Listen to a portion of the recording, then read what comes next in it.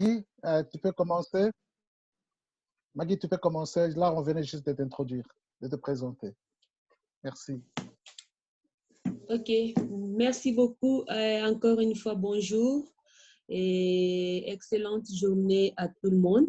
Thanks. Comme on vient de me présenter, je suis Maggie, master diplôme. My name is Maggie. Je voulais parler de la violence sexuelle dans la République démocratique du Congo et plus particulièrement sur les femmes dans la ville de Goma et ses environs. I wanted to talk in general about the violence against women in the Democratic of the Congo, in particular in the region of Goma and the surroundings. En fait, je voulais commencer par une brève premier point. I want first to give you a brief on the issue. That's the first point. Et le deuxième point, je vais essayer de parler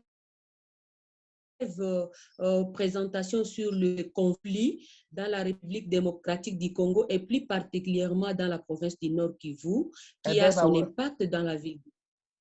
And then I will talk about conflict in the Congo in general, and in particular in the town of Goma and the surroundings that has a real impact on the women. Et le troisième point, je vais essayer de parler sur les concret sur ces fléaux aux femmes dans la ville de Goma. And the third point, I will emphasize on the impact of the conflict, how it's affecting badly the women, especially in the town of Goma. Le quatrième point, je vais essayer de parler sur les obstacles qui sont vraiment disponibles par rapport aux actions pour lutter contre la violence sexuelle basée sur le genre dans la ville de Goma. And the fourth point, I will focus on the obstacle to address violence on women in the town of Goma.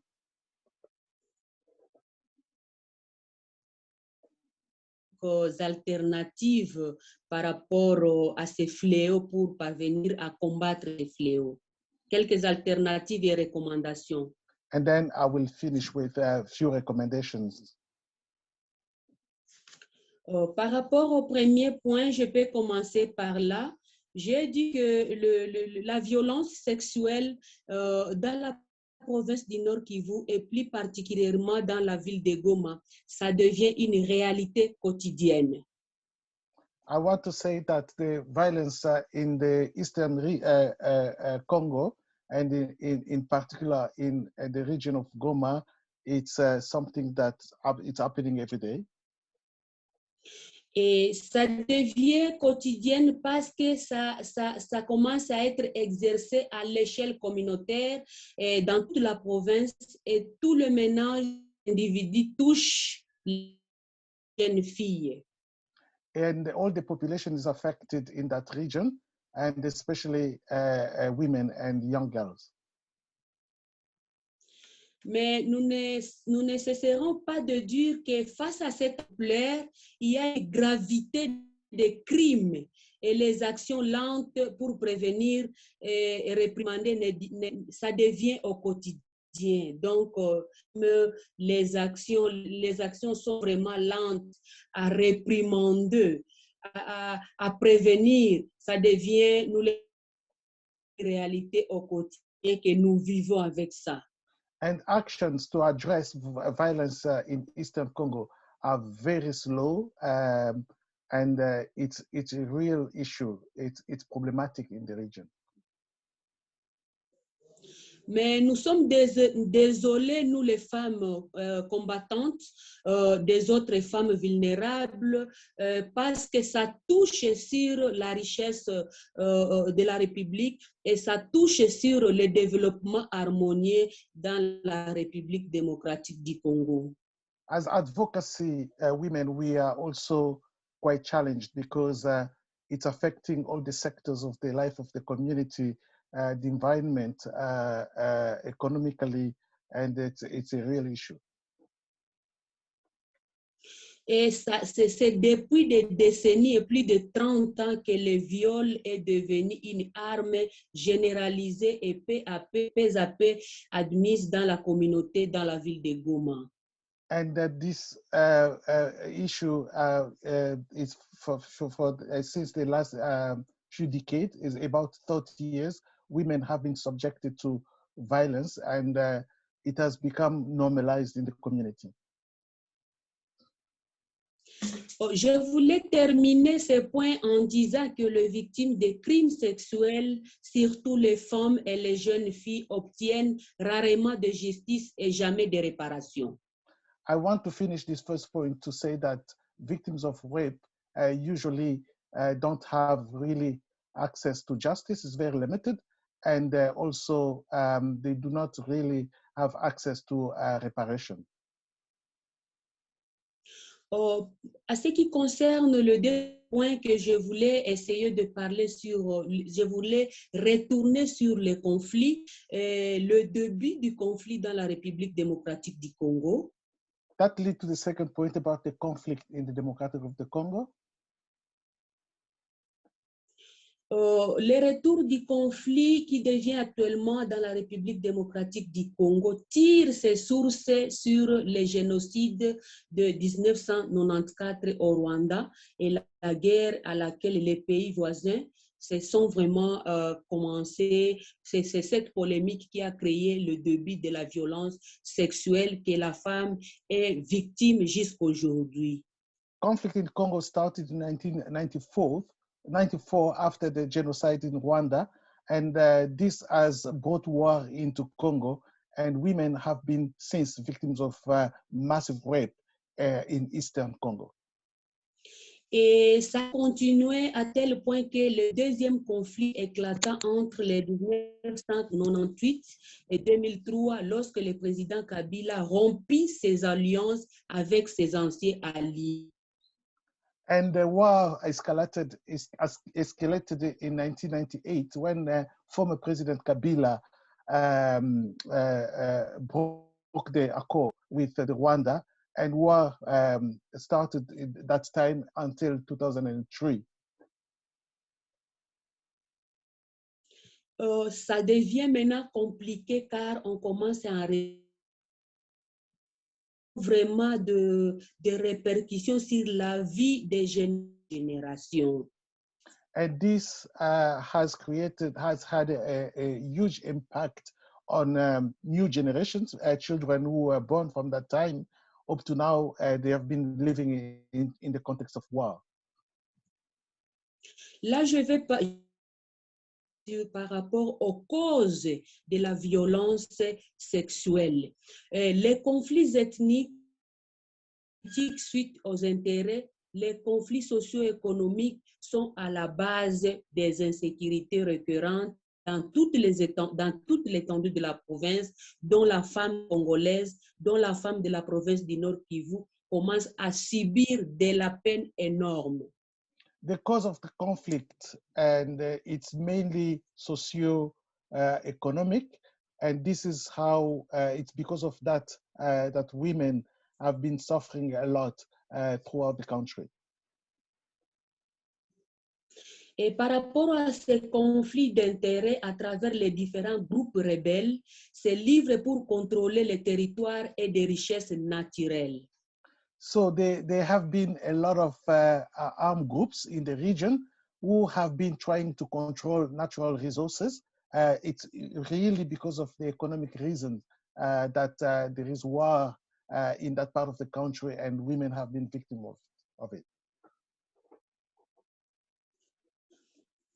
Maintenant, le troisième point consiste sur les impacts de ces conflits et de les insécurités récurrentes qu'on enregistre maintenant les violences multiples basées sur c'est là où je vais maintenant parler par rapport aux impacts qui sont énormes jusqu'au. I would like now to speak about the impact of this conflict and war in the region, who have real incidents on the life of women. Je voulais concilier les conflits et l'insécurité. I would like to make a link between conflict and insecurity. Les conflits est à la base de l'insécurité et les mouvements de déplacement, si la population commence à fuir l'insécurité, la ville de Goma devient maintenant un bidonville, un d'étouffement pour qu'on ne puisse pas gérer l'économie. Now there has been conflict, but the reality on the ground is that people are living in complete insecurity. And what is happening now is that people are leaving their homes. They're trying to go to different suburbs to avoid insecurity to which they are subjected every day.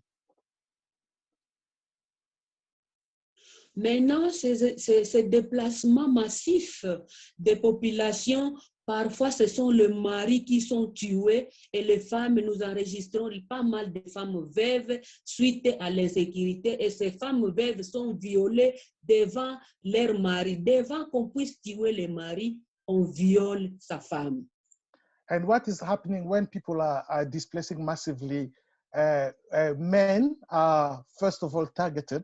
The gangs or the rebel, what they do is first they rape women in front of kill their husbands. So the situation is that there are so many women who are left, but women are widows. They are widows, but most of them are raped, and they were raped in front of their partners. La femme de la ville de Goma et ses environs souffre à tous les niveaux. Soit on tue, on la viole avant de tuer son mari, ou soit si le mari échappe la mort, on viole sa femme et on demande des cautions de telle façon que le mari s'enrichit et cette famille va s'appauvrir jusqu'à la fin. So what happens also is that sometimes the husband can escape. They will rape the wife in front of the husband, and then the husband, to escape death, they will ask him to give ransom, and in that case he will give all his fortune, and the family will be left without any wealth, and the family will live in poverty. Et si les familles de déplacés parviennent à arriver à Goma, la ville de Goma est étouffée de telle façon qu'il n'y a pas vraiment là où on peut s'approvisionner de la nourriture, étant donné que ce sont les périphéries, les territoires de Goma qui approvisionnent la ville de Goma à travers la nourriture. Mais malheureusement, tous les coins sont vraiment attachés par les rebelles, les femmes ne parviennent pas à cultiver. Donc, le premier impact par rapport aux violences sexuelles et les conflits sont le manque de la nourriture dans la ville de Goma, l'insuffisance de la nourriture. Les besoins primaires ne sont pas vraiment satisfaits. So what is happening is a lot of people who are in this situation, there are people who are living in the suburb of the town of Goma, where they live on agricultural products. Now they leave the houses, they all come to Goma, where it's a little bit secure because it's the town city or the city of the capital of the county. And the town of Goma now is overpopulated, and they don't have basic food because the food that they have in Goma comes from the suburbs, from the work or agricultural work from the people who have left their places now. Now the situation is that people are poor, women are left with all the stigma of rape, and the situation is really chaotic. Chères dames qui m'écoutent à cette heure, imaginez-vous que la femme avec 10 enfants, par exemple, s'est déplacée de son milieu d'origine, arrivée à Goma, il n'y a pas à manger, il n'y a pas un capitaux pour exercer une nagère, il n'y a pas là où on peut s'approvisionner en nourriture. Imaginez-vous la suite. dear women who are listening to me now, can you imagine a woman with 10 children who was living from her own agricultural product, leaves a house with her children? She comes to live in a city where she does not have basic food for the children. And can you imagine such a woman who also have been subjected to rape, how life will be miserable for her? C'est par là où on enregistre les malnutritions dans les familles, on enregistre les divorces et les rejets suite au viol dans les familles. Now, in a lot of families, they are divorced. Husbands have been divorcing their wives. Children suffer from malnutrition, and the family remain completely unstable. La femme peut vouloir rentrer encore s'approvisionner en nourriture. Là où elle avait laissé son chat, elle sera encore violée de nouveau. Sometimes women are tempted to go back to the agricultural field where they were trying to do some work. But what happens is when they return, they are raped again. Et si la femme, le ménage détient quand même les jeunes filles, dans la ville de Goma, nous enregistrons des boîtes de nuit par rapport à ces jeunes filles qui sont délaissées par leurs parents, veulent y entrer et elles seront encore violées de nouveau. Donc, on est violé dans tous les niveaux et dans toute forme de violence. So what is happening is because families now are living in poverty, the young girls, they don't have anything to do. They just want to get money. So they put themselves into prostitution. They go to nightclubs. And when they go to nightclubs, they are also raped by people. So the rape has become something really normal in the city, everywhere. Et c'est par là où la femme peut juger de rentrer en son milieu d'origine, mais elle va subir des violences et des viols tous les jours, de telle façon qu'on est en train d'enregistrer, on est en train de ramasser les dépouilles mortelles des femmes qu'on a violées, qu'on a tuées, et on a laissé des morceaux d'arbre dans leur vagin. So C'est désolé. sometimes women really, they are fed up. They decide to go back to the town or where they used to live.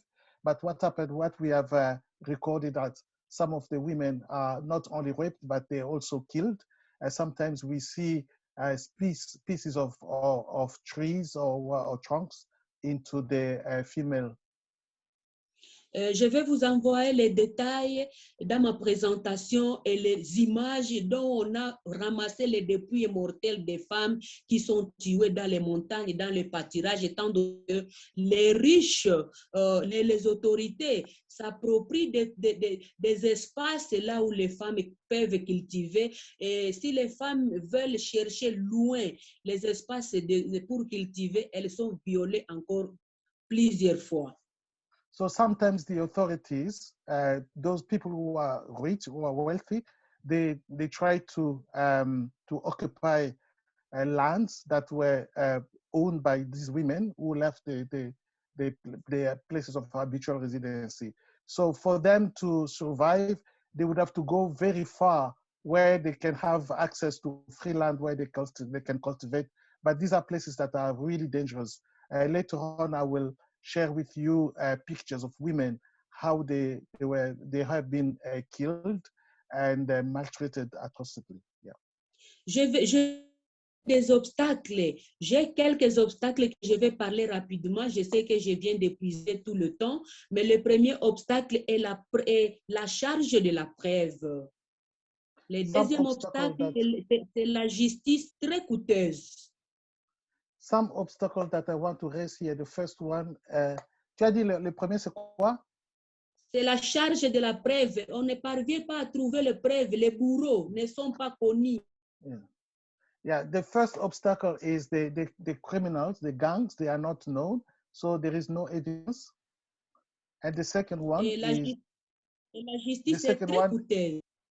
The second one is access to justice. Access to justice, it's very expensive to access justice. Aussi, l'insuffisance d'une représentation les présentations juridiques adéquates en faveur And des femmes also, violées. and legal representation, if efficient legal representation is lacking for women who are victims of rape. Aussi, nous avons enregistré l'insuffisance des mesures de protection, étant donné que les projets des moyens de subsistance pour répondre à la résilience des femmes victimes de violences sexuelles sont tellement limités dans la province du Nord Kivu.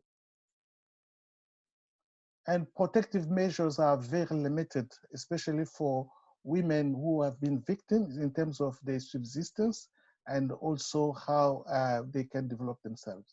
Nous sommes désolés de ne pas tout dire compte tenu du temps, mais nous voulons vous dire que nous n'avons pas vraiment une confiance par rapport à la justice, étant donné que la corruption domine. I'm sorry, I would not be able to say everything because of limited time, but what I want to say is that we do not trust justice in our country. En tant qu'une femme combattante, une femme humanitaire, une femme qui a la douleur d'accouchement, je suis désolée de vous dire que la femme congolaise, la femme de la ville de Goma, est très vulnérable de telle façon que nous sommes délaissés. Et les projets qui sont mis en place sont vraiment limités par rapport à la résilience, dont la recommandation est, nous avons pas mal de maquettes de projets de résilience qui peuvent aider quand même à résoudre certains problèmes économiques de la femme. As an advocate woman, a humanitarian woman, I want to say that though women are resilient in Goma, the situation is that women are very, very vulnerable. They don't have basic support really in order to address the situation. And we are abandoned to ourselves. The intervention from the authority is very, very limited, if not absent. So the situation, it's there, and it's very difficult for the women really to stand up. Oh, je vous remercie. Just a second, Maggie and Ejid, just to let you know that the time is up for this presentation. So if you could just maybe conclude what you would like to say. Thank you. Si tu peux conclure, Maggie, parce que le temps est fini maintenant. Oui. Merci beaucoup. Je voulais attirer l'attention de toutes les femmes qui m'écoutent parce qu'éduquer une femme, c'est éduquer toute la nation. La femme de la ville de Goma et ses environs, c'est une femme victime de toute forme de violence. Les violences sexuelles, violences économiques et toute autre forme de violence.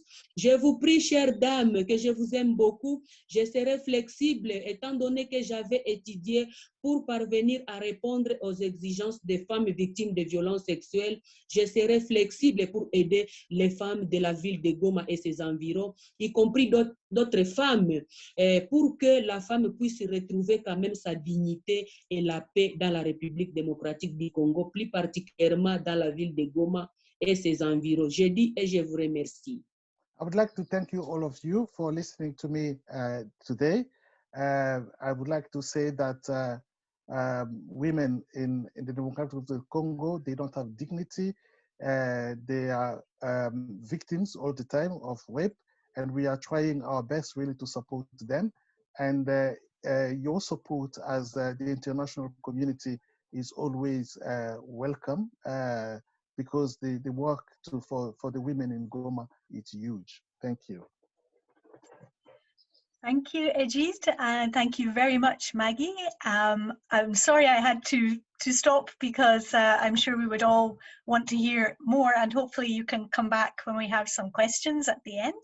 But I think you gave us a very powerful presentation about the realities of sexual violence in Goma and the causes, and very interesting reflections on the way that the impact of war and the impact of sexual violence makes life so hard for women in social and economic terms as well. So very profound. And you've also a couple of times raised the important point of access to justice, and that is vital and leads us to our next speaker.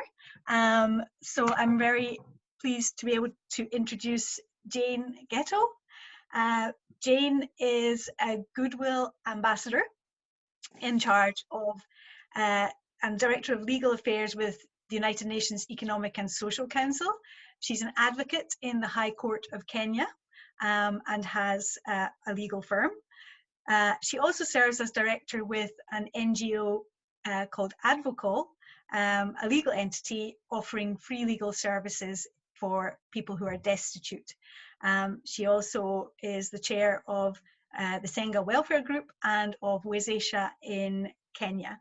And she also presents a television program in Kenya on Know Your Rights. So I think your presentation follows very well from Maggie's presentation, which raised the issue of access to justice and rights. So Jane, over to you for the next 15 minutes. Thank you.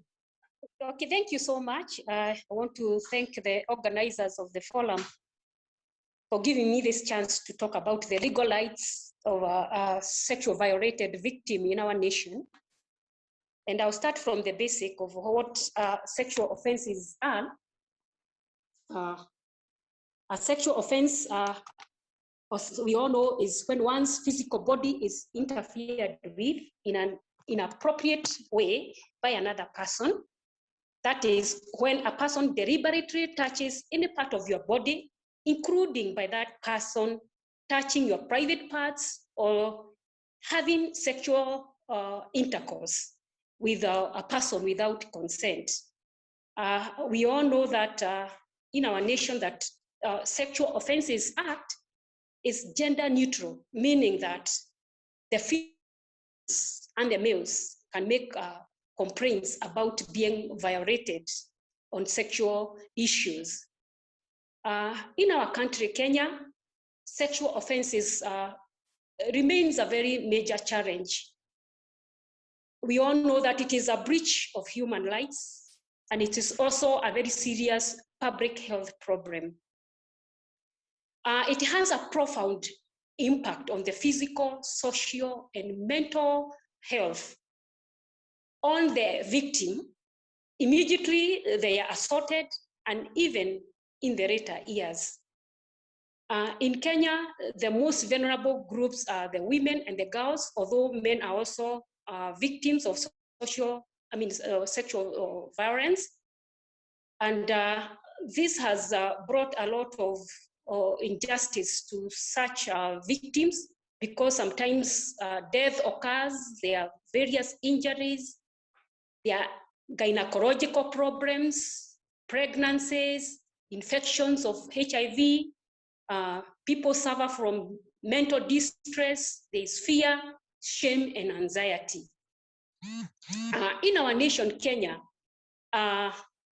this form of violence is exercised mostly against women, as I've said, because the men have power over the women in our nation. And it is recorded that women between the ages of 15 and 49, they have experienced sexual violence in one way or another. So once they experience this form of violence, it leaves a very bad taste in their mouths, and even to the close relatives who observe them going through scars and emotional issues. It leaves a very bad experience to the families. Well, Kenya is not like Congo. It has put in place provisions for laws and policies to respond to the complex and diverse needs of survivors of sexual violence. We have our constitution, which was launched in 2010. And with that constitution, it states that international law treaties and conventions which touches on sexual violence, they are ratified here in Kenya. So international laws which touches on sexual offenses, they are part and parcel of sexual violence in our laws. Well, our government has performed well in enactment of these laws and policies, and the regulations and preventions and management of sexual and gender-based violence. Well, previously, before the enactment of the Sexual Offences Act 2006, there were problems in dealing with sexual violence, as our nation was using the criminal penal code to convict or to prosecute a perpetrator of the sexual violence. But after the launching of the 2010 Constitution, many other acts or laws were put in place. We have the Sexual Offences Act, the Children's Act, the Prohibition of Female and Genital Mutilation Act. There is the National Gender and Equality Commission Act. And we also have intersected the international instruments, including the Convention on Elimination of All Forms of Discrimination Against Women, the Convention of Rights of Children, 1990, the Protocol of African Charter of Human and People's Rights, the Maputo Protocol of 2003. And so all these forms of law address adequately to the sexual violence in our nation, Kenya. However, the single law which directly deals with the sexual offense in our nation is the Sexual Offences Act 2006. And this act was passed to deal with sexual violence as opposed to the penal code, which dealt with only the offense of morality in the nation. This sexual act is aimed to prevent offenses and to protect all persons from unlawful sexual acts. This act, or the law, provided for a minimum mandatory custody sentence as opposed to the penal code, which provided for a minimum sentence. Offenses against female genital mutilation were included as sexual assault on young girls, even if girls consented to being mutilated or circumcised, as we call it in our nation.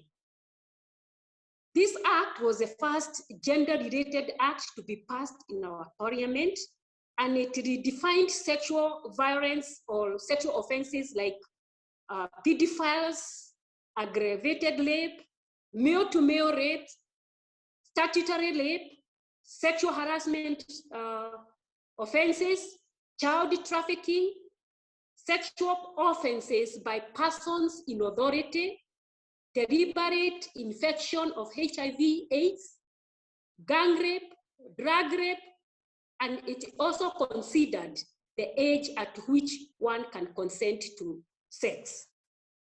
So sexual violence is a cross-cutting issue, and no one authority in our nation, an organization, or agency can possess the knowledge and skills or mandate to respond to a complete needs to the survivor or tackles the task of preventing violence against women and girls and even other victims. Sexual violence is the direct responsibility of our judicial system, that is the courts, the police stations. We also have the healthcare system, the social welfare system, and other community-based mechanisms. And to be effective for these systems to adjudicate very well on the issues of sexual violence, there are guidance, like we have the Kenyan National Guideline on Management of Sexual Violence. We also have the Sexual Offences Act, Medical Treatment Regulations 2012. And these are great guides to survivors of sexual violence and even helping the systems to act for them. In Kenya, victims of sexual violence are entitled to free medical care, even if the suspects or the convicts are also want to access medical care, they can be granted that free entitlement. Sexual Offences Act, the act which now deals with the sexual violence, also in section 35 contains that all sexual violated victims must be given free treatment in all public hospitals or institutions or other designated or gazetted institutions in our nation. A survivor of sexual violence is entitled to medical treatment, whether they have reported the matter to the police or not. Healthcare providers, such as the nurses, clinical officers, and doctors, are all aware of the relevant laws and policies governing healthcare's provision in case of sexual violence in our hospitals. Our hospitals are also doing a commendable job in helping settle the victims of sexual violence by providing the necessary medication. It is of paramount importance that survivors of sexual violence report to the police immediately. It is the right of the survivor of sexual violence to press charges of sexual violence with the police. The sexual survivor, they also have to write statements at the police station where they are provided with a form called P3, which form is filled by a medical doctor or a clinical officer, and that indicates that a sexual or violence has occurred and can be so much useful in the courts. We also have many police stations and police posts where anybody who has been sexually violated can report to. For a sexual violence survivor to succeed in his case, the preservation of evidence is very critical. So we have a very good working relationship between the hospital, the police, and the court. Forensic management by the police department is also very well kept so that the sexual violated victim can access justice through the judicial system. The proper management of evidence helps in presenting credible evidence to the court to prove that sexual violence indeed occurred and link the perpetrator to the crime. In most cases, forensic evidence is the only thing that can link the perpetrator to the crime, where the incident is reported a long time after it has happened or where the survivor was pregnant.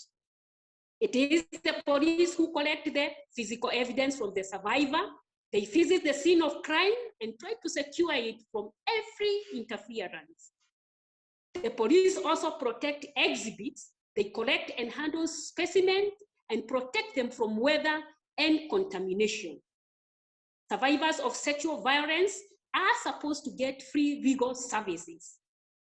Well, we have had challenging cases coming up in our courts, but courts have been able to decide them. Accordingly, though some court decisions have been seen as bad decisions, majority of them have been commendable. Of course, courts do make good decisions, and for them to make good decisions, it depends on the police to collect credible evidence. The courts can order for correction of samples by the police even after a case has started. The courts can also rely on circumstantial evidence to help adduce the guilt of the accused person. The Sexual Offences Act also backs the courts to order very stiff sentences for sexual offenders. For example, if it is the charge of a rape, the sentence is not less than 10 years or life imprisonment. If it is an attempted rape, imprisonment is not less than 5 years. Sexual assault imprisonment, the sentence is not less than 10 years and may be enhanced to life imprisonment. Defilement of a child of less than 11 years, that is, it is not negotiable, sentence is life imprisonment. Defilement of a child between 11 to 15 years, the sentence is not less than 20 years imprisonment. Defilement of a child between 16 to 18 years, sentence is 15 years imprisonment, not less than 15 years imprisonment. Gang rape, sentence is 15 years. Traffic of children, it is 10 years, not less than 10 years. So you can see that our act and our courts are very strict in that they offer very stiff sentences for the perpetrators of the sexual violated victim. The act is also very strict that the perpetrator and the survivor cannot automatically withdraw a sexual offense from court.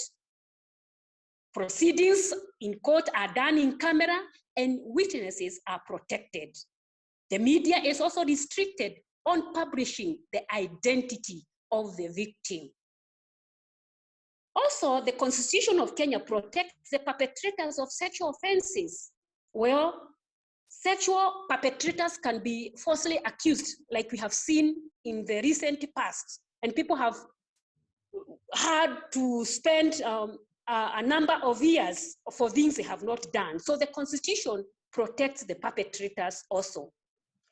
Jane, Jane, sorry, just to interrupt you for a second. The 15 minutes has finished, so if you could finish your presentation, that would be really great. Thank you.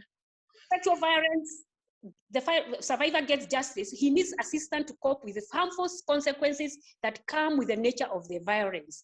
They need counseling and rehabilitation. In the hospital, survivors are supposed to get a post-care rape card. The health officers make referrals for counseling to the victims. Well, Kenya has tried to prevent causes and contributing factors of sexual violence by putting in place and addressing the issues. Prevention and response to sexual violence has been coordinated from many actors. From the perspective, it is clear that providers of services to survivors of sexual violence are skilled and compassionate and are eager to establish effective and preventive measures. The government has tried to assimilate sexual education in school or all the way from primary school level, but this has brought a lot of resistance from religious organizations. The government, through the Ministry of Health, also create awareness through electronic and print media. The Kenya counties, through the Ministry of Devolution, implements policies and laws to prevent and manage sexual violence. They have set up community forums in sub-counties and counties to educate sexual violence and to its implication of the legal justice if one is a culprit. They also train the communities on prevention and responding to sexual violence.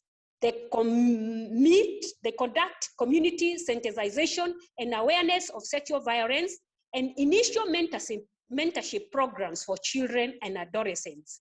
There are others who provide shelter and safe houses for survivors of sexual violence. Trafficking of children from Kenya for sexual purposes has been going on for a while. To curb this, the government has placed an embargo on adoption by foreigners in Kenya's courts. Jane, sorry, I'm afraid to interrupt you again, but we do need to stop so that we can move on to the other presentations. So please just one more sentence, thank you. So, well, the Kenyan issue of sexual violence is a learning process. We have had notable improvement over the years, although we have been overwhelmed by national crises, by election violence in 2007 and 2008, and even this pandemic where people are in lockdown, but sexual violence is still in a running process in Kenya. Thank you. Thank you very much, Jane. And again, my apologies for having to stop the presentations just to make sure that everybody gets their time. But thank you for, again, a very clear discussion about the international and domestic context and the legal frameworks that exist and the medical supports and so on. That's very helpful. I think there's a couple of questions have arisen that I can see in the chat, which relate to the issue of just how effectively these laws are implemented, and also the questions of prevention of sexual violence rather than prosecution. But maybe you could keep those questions in mind and we can come back to them at the end. Thank you to those who put the questions in the chat. One of whom was Benedicta, who's our next speaker. Benedicta is in Nigeria. She's going to be talking to us about the abductions by Boko Haram. Benedicta is a member of the board of the Federal Capital Territory Internal Review Service in Abuja in Nigeria. And she's also been the past executive chairman of the Etsako Local Government Council.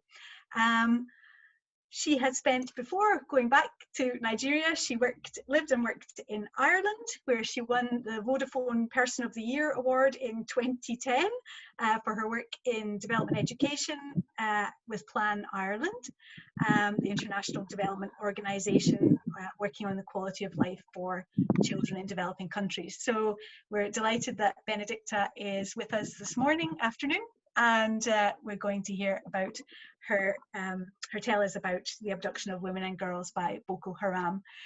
Benedicta, your 15 minutes starts now. Thank you very much, Jillian, for this opportunity, and also thank the organizers for this program, AkiDwA 20 years on. We've had a very good relationship over the years, spanning about 20 years, I should say. So I want to congratulate Salome on this, wonderful achievement. Okay, so straight to the point, the abduction of women and girls by Boko Haram in the northeastern part of Nigeria. Sorry, I'm sitting under some mango trees in my compound because it took me a while to get connected. So this is the best spot for now. Well, in the early 20,000s, I should say, towards the end of the 1990s, this group called Boko Haram came up, and basically Boko Haram simply means Western education is forbidden, or Western education is a sin. That is what Boko Haram stands for. And it is a sect that wants to implement Islamic, wants Nigeria to become an Islamic nation. So that is basically what they are, and they forbid Western education. They had been operating for a good number of years until 2014, when their activities caught the international, got international attention. And that was primarily because they kidnapped 276 girls from a school in Chibok, East Nigeria, located in Borno State, to be precise. They took 276 girls from school and, took them into where they operate from, called Sambisa Forest. Now, what they did to these girls, according to the girls that were eventually released, let me quickly say, 7 years on, about over 100 girls have been released, but they still have over 100 in their custody. And what they did to these girls is that they basically forced them to accept Islamic doctrines, and also married off some of them forcefully to themselves. Many of them were used for rape, and so like I said, over 100 of them are still in their custody. Shortly after that, they took another over 100 girls, kidnapped over 100 girls. And in the same way, they forced some of them into, forced marriages, married them, the girls, to themselves. Some of them ended up working very long hours because they refused to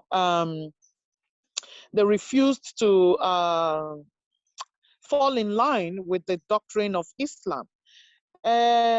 In this second abduction, one of the girls named Leah Sharipo refused to convert to Islam. And the last reports we had about this girl is that she had had a second baby for one of the captors as of December of last year. So basically, this is the antics that the Boko Haram people are using now, because they are totally against Western education. They go into schools to kidnap young girls, teenage girls, and use them for forced labor and for, sex, and also marry them off at that very, very young age. Ordinarily, in the northeastern part of Nigeria, early marriages is are very common. Early marriages are very common. To now think that, these girls are taken forcefully, you can all imagine what they have to go through in the custody of their captors. Some of the girls that have been released from captivity have, talked about how they contemplated suicide while in custody, and even after they were released. Some of them have developed psychological issues, mental issues. A lot of them have become distanced and, uncoordinated. So these are some of the issues that these young ladies have had to face.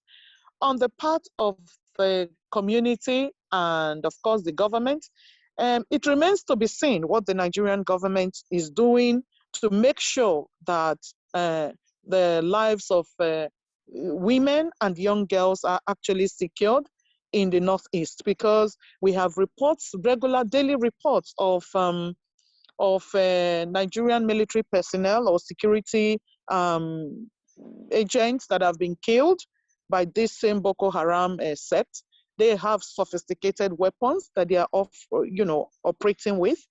So, like I said, it's very difficult to see the impact of what the Nigerian government is doing. The Nigerian government says, yes, they are trying, but how do you explain that young girls are in custody of kidnappers for 7 years and there's no trace of them? We do not know where they are. We do not know whether they're still alive.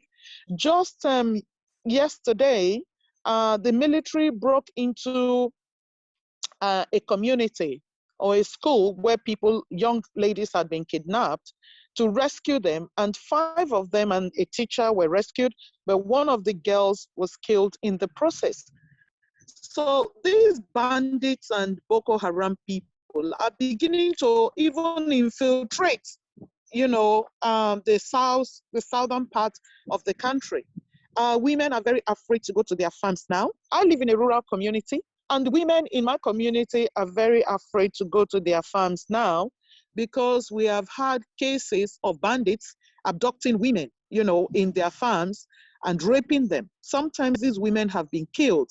A lot of the women that are taken are, held as hostages even after they have been raped.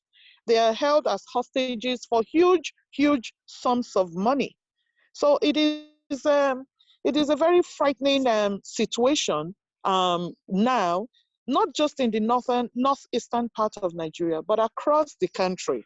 Whenever I'm traveling from my village to the capital city of my state, which is Benin City, the capital of Edo State, I am very, very afraid, because there are stories of bandits and kidnappers operating on a regular basis on the motorway. So really, there is no safe place in Nigeria as it is today. Everyone is living in fear. But back to the women and girls, you find that girls are now afraid to go to school. Even when they are rescued, they tell you, I will never go back to school because I don't want to be a victim of kidnappers and rapists anymore. Some of them even have been used as suicide bombers on behalf of their captors. So the northeastern part of Nigeria, as we speak today, is practically a no-go area, especially for females and women, because you do not know what will happen the next time. About 6 weeks ago, a family that I know very well were kidnapped from their home. These kidnappers came to their home somewhere very close to Abuja and took 3 brothers hostage. A neighbor was killed right there in the process, apparently to send a message home to the victims that they meant business. And his wife, who had a 5-month-old baby, was taken away along as a hostage. The 5-month-old baby was left, and the wife, after killing the husband, was taken away by the kidnappers. We had to raise money to free these 3 brothers that I'm talking about. So it is a very, very frightening situation now, which is now transcending just, going beyond women and girls being kidnapped, but even spreading to men as well. We have also had cases of women being raped in the presence of their husbands or partners. And when you have cases like this, that marriage is doomed. The husband can no longer bear to see his wife after the experience, or, after witnessing the wife being raped by a gang of bandits. So we have seen also cases where these same bandits rape women and they record it. They record the rape event and post it on social media. So such cases have also gone viral.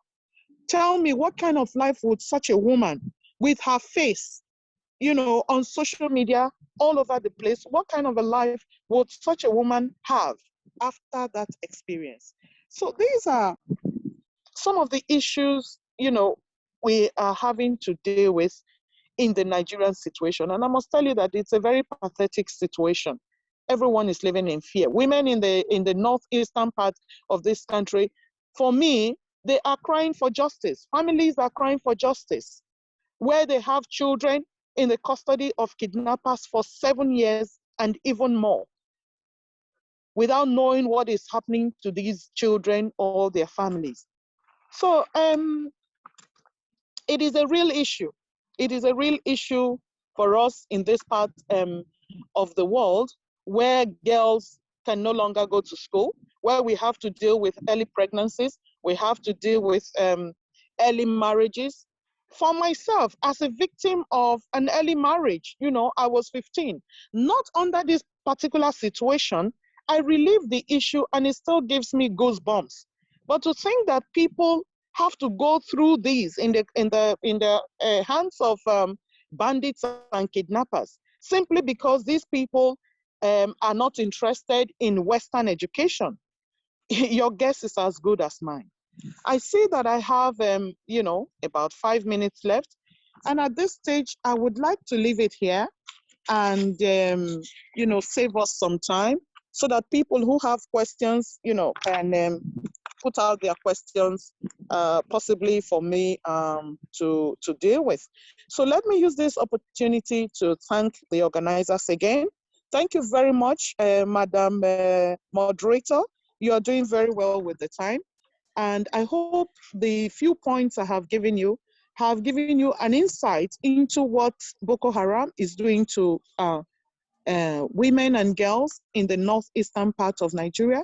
And the government seems to be very, very helpless in dealing with these issues. Yes, I have some photographs that I sent into Alana before the program began, sometime yesterday. Yes, so I think this is the right time to put up those slides. Once again, thank you very much for your time. Thank you very much, Benedicta. That was very, very interesting. And again, it kind of, there is a similar point that came through from Maggie's presentation as well, about the wider impact that this kind of violence has in creating social and economic problems. People will not be able to go to farms or to schools, and creating wider sense of insecurity in communities. So that was very powerfully said. I don't know if Alana is going to share the slides. I have these slides here now to share. That's great. So that was the first one there, Benedicta. If you do actually have 2 minutes, Benedicta, so if you want to say anything about okay, the pictures. that's fine. Well, I think she might be frozen, so we'll just go and have a look at the pictures, and then we can go on to our next speaker. Yeah, so. I believe that this is the... Hello, can you hear me there? Yeah, yes, you know.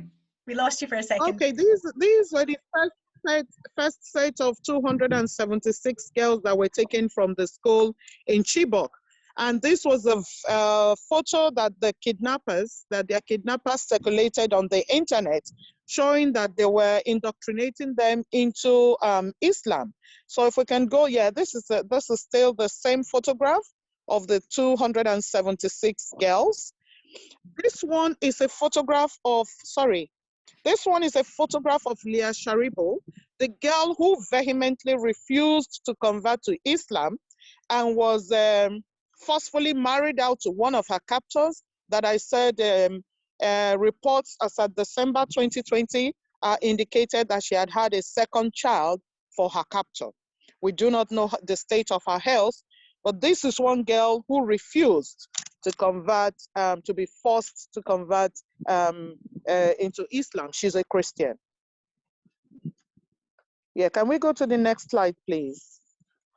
Okay, these are photographs of community activists and civil society organizations who have been campaigning in the last 7 years for the release of these girls that were forcefully taken from their schools and families. So I think the rest of the photos are photographs of the those campaigning for the release of the girls. And the caption there is "Bring back our girls." Yes. So these are photos of those agitating for the release of the kidnapped girls. You can see there 1,000 days of the girls in captivity and still no sign of some of them. For the girls that were kidnapped, the second group of girls that were kidnapped, the federal government negotiated release. A ransom was paid, which was not disclosed, for some of the girls to be released. So this is the sad situation that we have found ourselves in the northern part of, northeastern part of Nigeria, I should say. Thank you very much. Thank you very much, Benedicta. That was absolutely perfect timing. My 15-minute timer just went off. So thank you. And those pictures are very striking and also raise issues about advocacy for change and for addressing these problems that we can discuss as well. And it's great to see some questions have come in on the chat, and I'm keeping track of them, and I hope we'll get back to them at the end. So please, audience members, please feel free to keep adding your thoughts or questions into the chat. We move on to our next speaker, who is Lena Ibn Lina. Lena is originally from Sudan. She's living in Ireland. She's originally from Sudan. She worked in community development in Sudan, and since she has been 20 years in Ireland, she has been a student in UCD, where she did her MSc in management at Smurfit Business School. She's a researcher, human rights activist, and an advocate on violence against women. And she's a volunteer with AkiDwA as well. And Lena is going to talk to us about the situation facing women in North and South Sudan. So Lena, over to you for your presentation, please. Thank you. Oh, I think you might be muted, Lena. Yeah, okay, great. Hello, hi everyone. Nice to be here. Thank you very much for all the organizers. My name is Lena, and I'm living here for almost 20 years. I'm very active about human rights and how we can improve all, as women, how we can improve the situation of women globally. So I'm into all talks like that because I learn a lot from everyone, from all our experiences. So hopefully that we can, I can give you a good glimpse of what's happening in women, with women in Sudan. Alana, can you put the slides, please?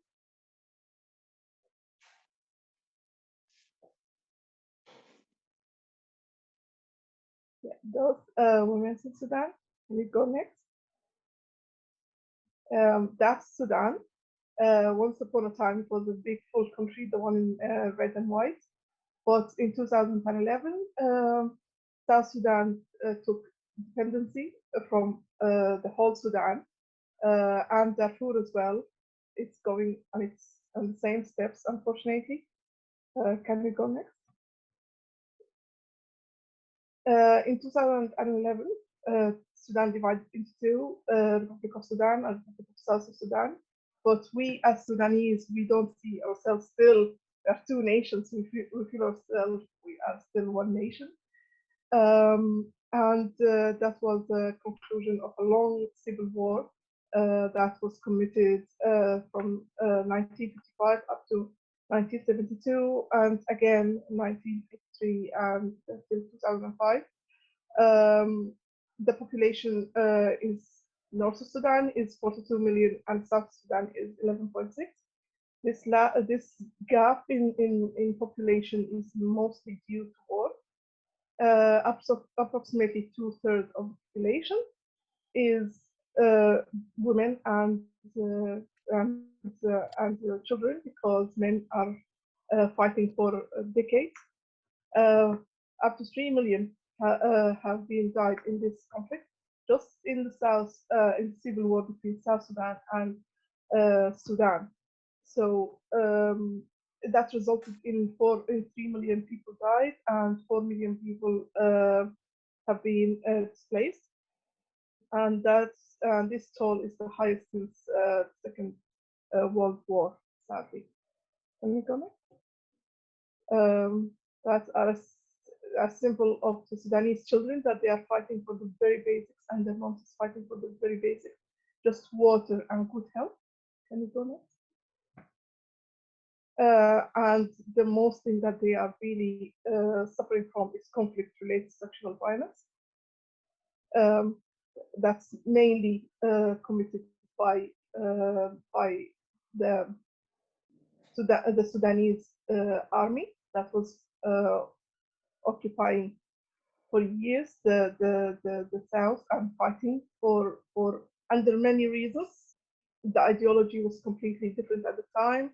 The ideology was mainly to convert people into Islam, but actually that didn't happen. All what happened is just mass killing, and people have been displaced for years.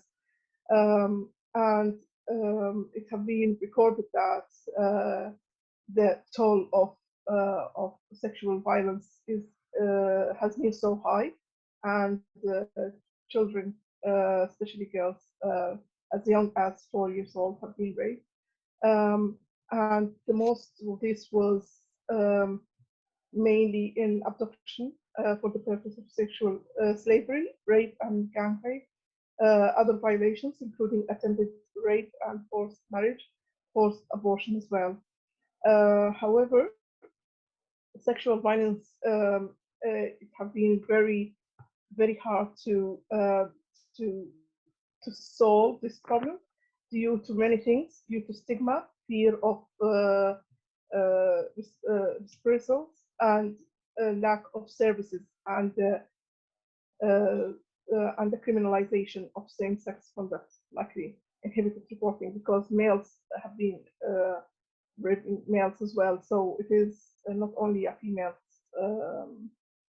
issue, and it have been tried to address by many, by the UN and by United Mission in South Sudan, but unfortunately this wasn't successful, because things has gotten worse from 2017 due to the civil war that's happened in South Sudan. Can we go next?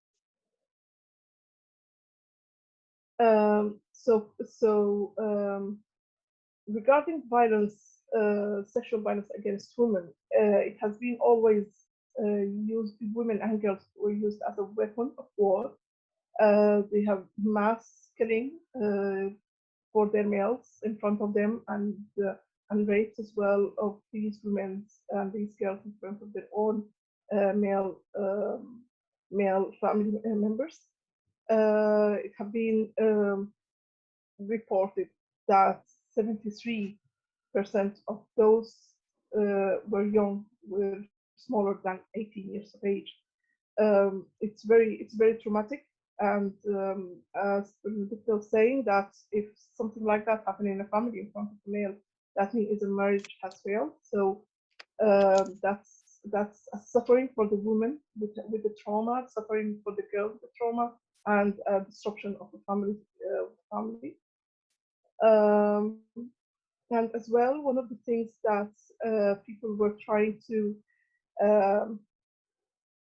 the UN was trying actively to enforce laws, but it has been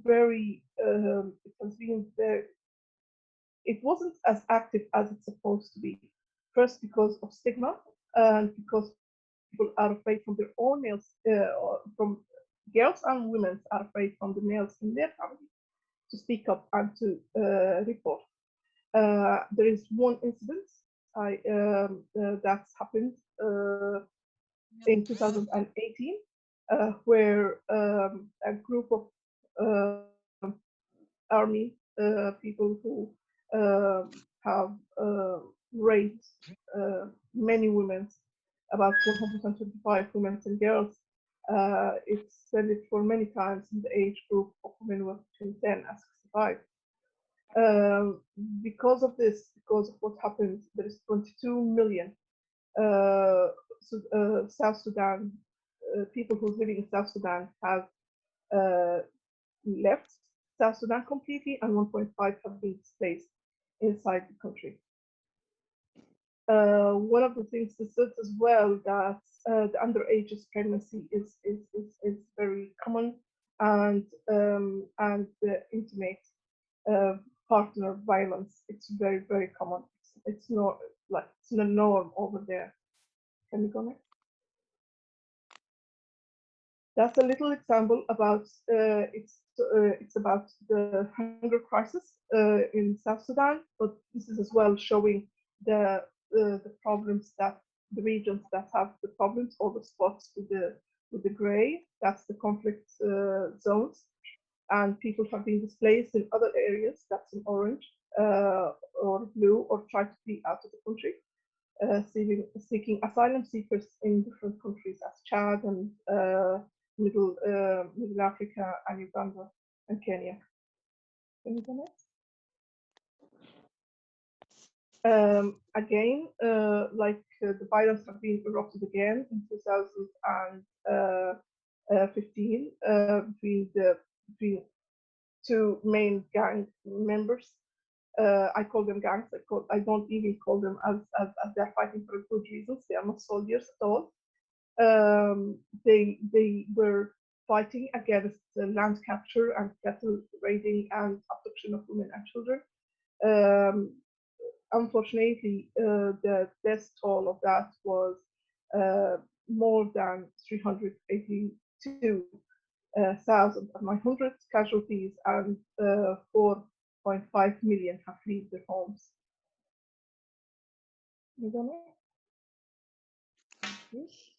In South Sudan, the women are really fighting for the children's health and education, and to improve their economic status. There is many challenges. One of the challenges is their own psychological trauma that they are going through, and the children as well. And the literacy is a huge problem. There is 86% literacy among women. That's only in South Sudan. That's not counted the one who fled the country and the one who fled to different places or displaced to different places. Darfur, that's another section of Sudan that we heard it a lot about in the news.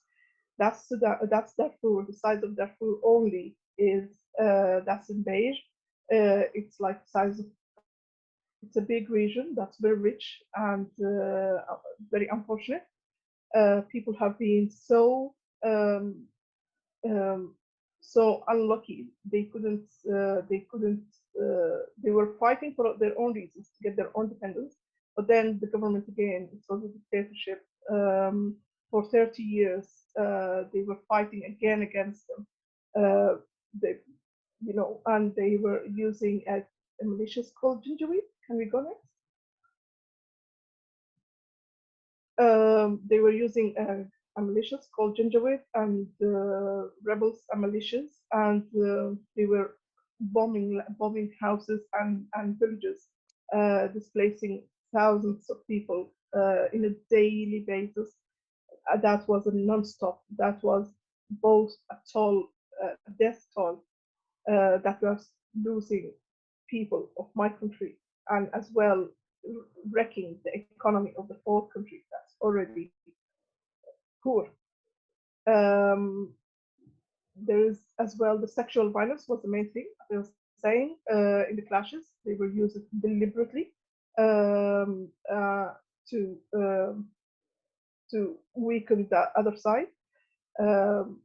Many women have not only lost their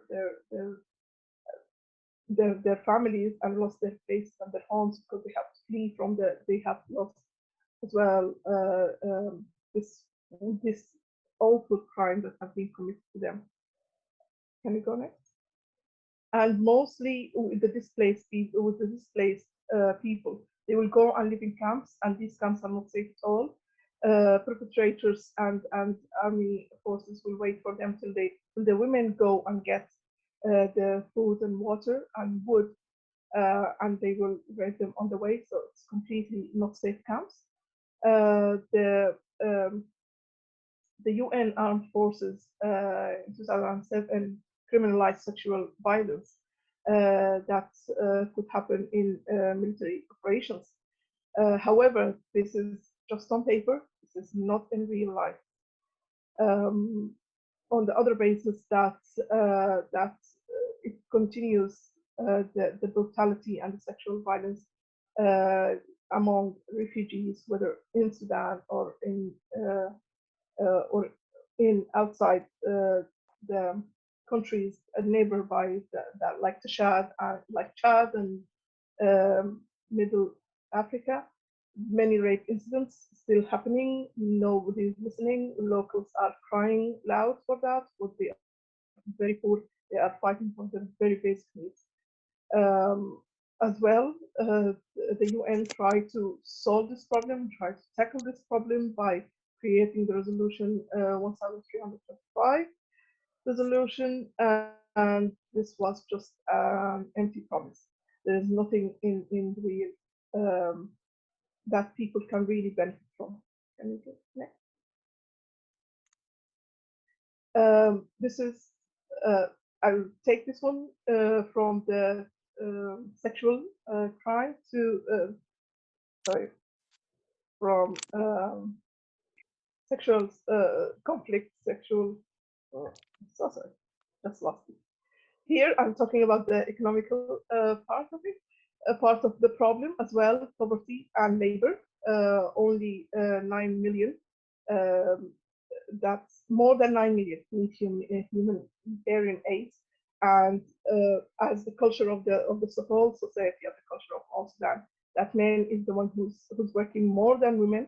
So there's 76.9% of men are working, 30% of women, and there is 50% gap in between the two. However, there is lots of widows because of the war. So the number of women who need to feed their families is massive. We can see here in that little table that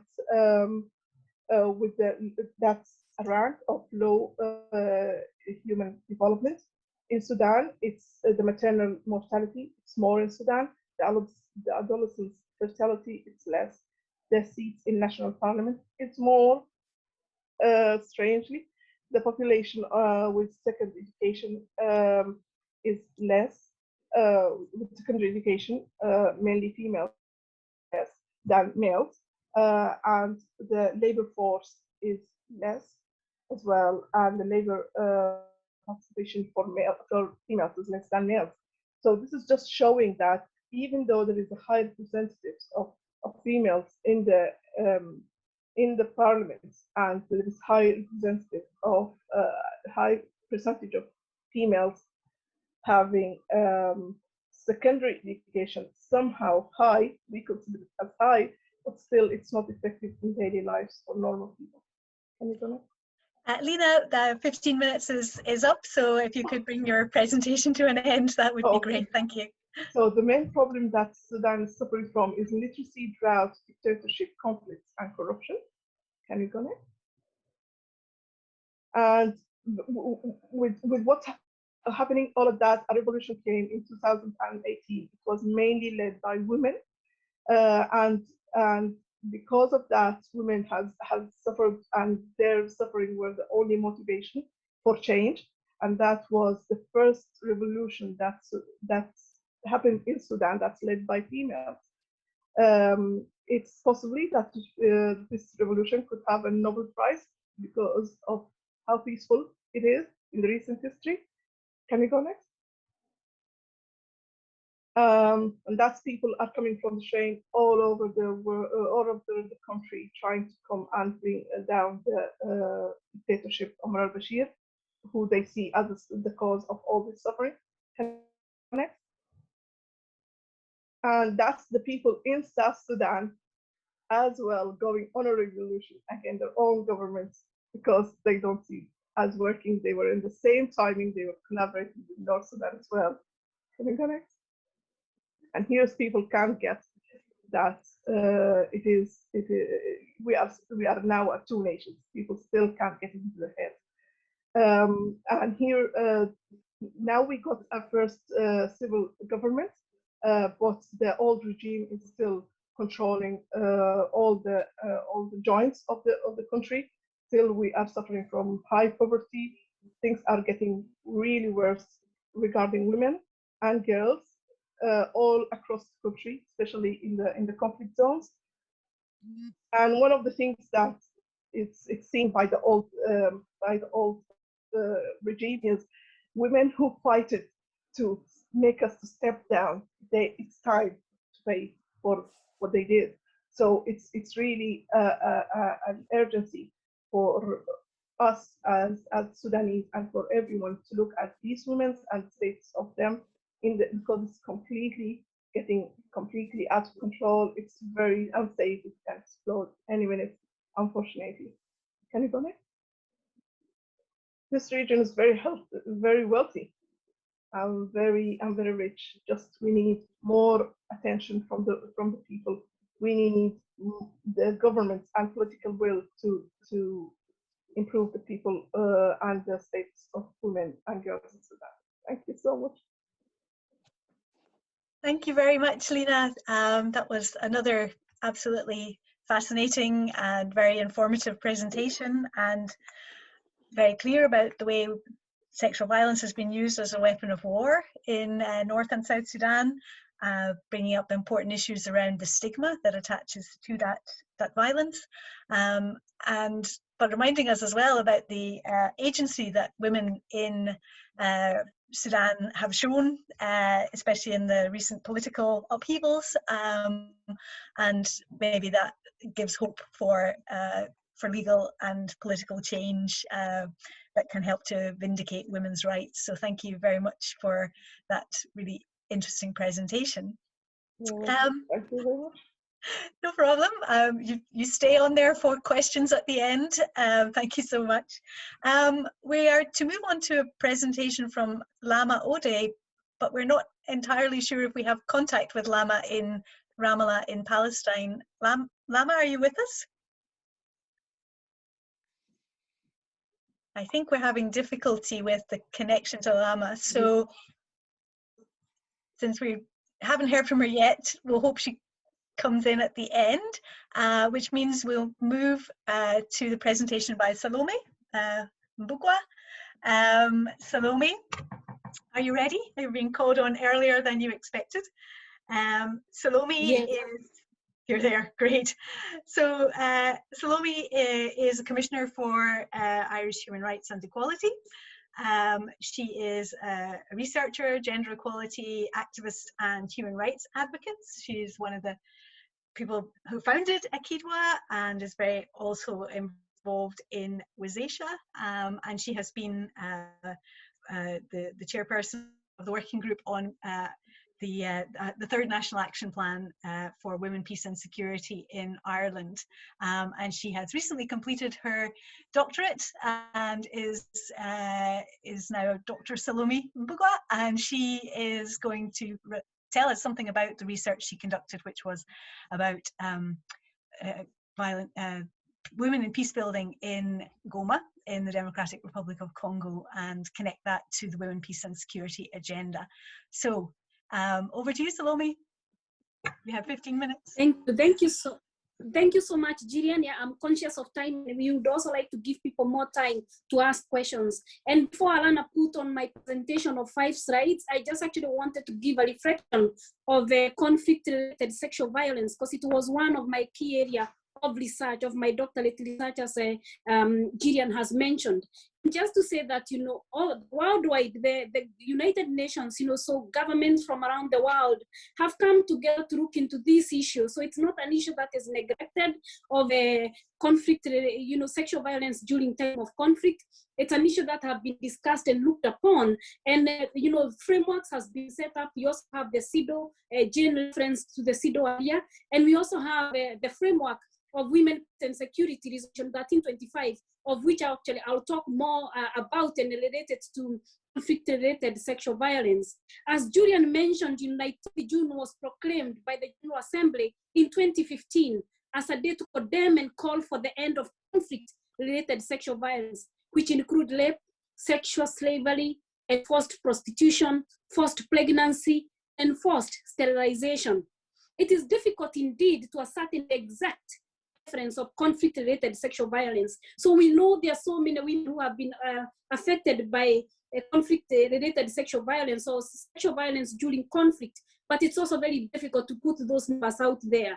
And this is mainly due to many factors such as stigma, insecurity, threat, intimidation, fear, and lack of services. So we've heard from Benedicta, we have heard from Lena, and also we've heard from Ben on how it's very, very, very difficult to be able to have women even reporting. So other reporting is a huge issue.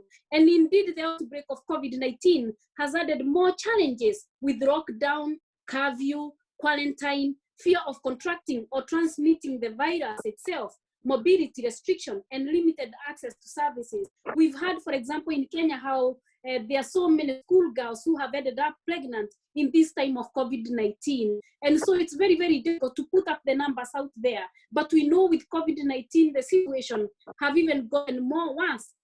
So it's not easy to be able to put those numbers. Sexual violence continues to as part of broader strategy of conflict, and that women and girls are significantly affected. We know boys and men are affected by sexual violence, but in this situation, the majority of who are overall very much affected are women. We have seen, you know, sexual violence is used as a weapon of war to displace communities. We've seen, for example, in South Sudan, where military has raped women and girls as part of a campaign to drive opponent out of Southern Unity State. Sexual violence was used to humiliate enemies as well in Congo. And very lately in November 2020, we've seen, for example, in Ethiopia, during the attacks which has been there in the northern, the Ethiopian National Defense Forces in Trigari, we've actually heard that there were around 100 rapes, you know, sexual violence issues, even very recently with the conflict going on. So indeed, the sexual violence-related conflict situation, sexual violence in conflict-related situation has affected and continue to affect many people. But as we have said as well, the UN, for example, Secretary General in 2020, so it's actually the report of 2020 produced in 2021, have urged all the government and state, in particular, for example, the Democratic Republic of Congo. It has, the Secretary General have asked the state there to ensure that the perpetrators of sex violence are excluded from the security force, that they don't actually end up entering to the security force, and yet they're the one who end up violating women. Because we know and we are aware, and especially from my research, that some of the perpetrators are actually who are supposed to be protecting these women, the police, some of even the UN personnel who are supposed to be protecting these women and girls, for example, the case of the Democratic Republic of Congo. In Syria, the Secretary General have also asked all parties to the conflict to immediately cease the perpetration of sexual violence and hold perpetrators accountable, because perpetrators most of the time get away with so much. You know, they don't face the justice, and the women actually don't get to face justice, so they're not prosecuted or they are not brought before the law. And in Nigeria, you know, Benedicta spoke very much about that. The Boko Haram element, you know, which is actually affecting so many people. The government there have been asked to develop and redress program for their victims and former captives, to ensure that they prosecute and charge the Boko Haram that are affecting the girls. If I can link this then to my presentation slide, the slides that Alana has, maybe Alana, you can put them on. I mentioned that, okay, we are aware there's sexual violence during conflict situation, but we also know that we have the frameworks, including the international framework. If Alana can put up my presentation of the 5 slides I go through quickly, that we know that, you know, we have this international framework of women, peace, and security. Alana? Oh. Yeah, of women, peace, and security that is supposed to protect women. And so the UNCR, Women, Peace, and Security, which has used resolution, United Nations Security Council Resolution 1325 on women, peace, and security, which was actually adopted in 2000. It is the very first United Nations Council resolution that linked women to peace and security. It was actually adopted by many countries that actually form the United Nations, and it's the highest body of the UN security that should actually be a pride in all the countries to be able to support women and girls. It recognizes that women are disproportionately affected by violence and bring women's rights and voices to the fore. So it actually encourages women to participate, to talk about what is going on, but also for their voices to be heard and also for them to be seen. It helped to establish accountability and set standard for the member states. So this framework is very important for all the countries, and in particular, it's set there to support the woman. If it's actually implemented properly, like Lena have said, it will not make any sense, for example, for Sudan, if it's not implemented properly. The next slide, Alana. So in that resolution 1325, Women, Peace, and Security, adopted in 2000, in the year 2000, it has 4 pillars. It talks about actually the participation of women. So this is increasing women participation at all levels of decision making, including at national, regional, and international institutions. So we know women are not actually represented in many levels of decision making, but this resolution 1325 urges all the nations to be able to ensure that women are involved in different levels of decision making, and including into negotiations, in peace operation, and also as soldiers, as police. And I saw this, for example, when I went into Congo, how they're trying to recruit more women police.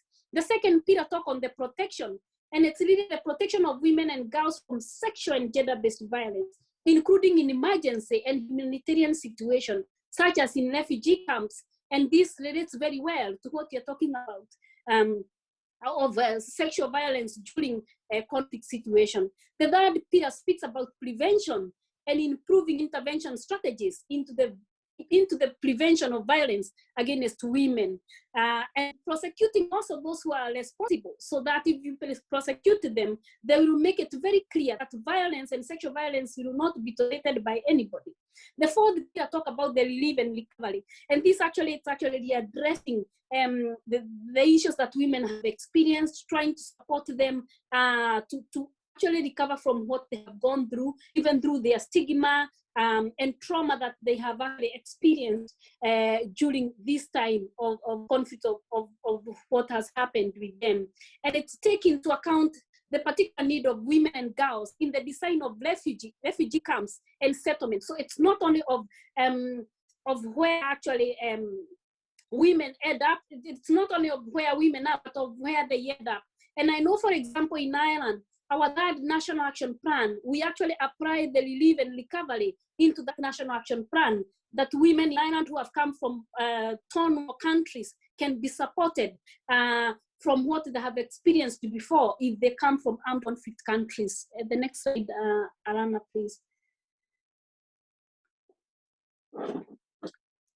And so the WPS agenda seeks to mitigate the impact of war and conflict on women by calling on the states to protect women in warfare and to promote their participation in various peace and security processes, including peace negotiation. We've had so many additional resolutions that have actually come up, including the one we are actually marking today, which was actually the very first one in 2008, which notes the use of sexual violence as a weapon of war and calls on member states to protect women from gender-based violence during conflict. So this is actually very important, that the states of the world, the governments of the world within the UN have actually realized the impact of conflict and the need to protect women, but also to be able to monitor and evaluate what is happening during conflict time and the impact it has on women.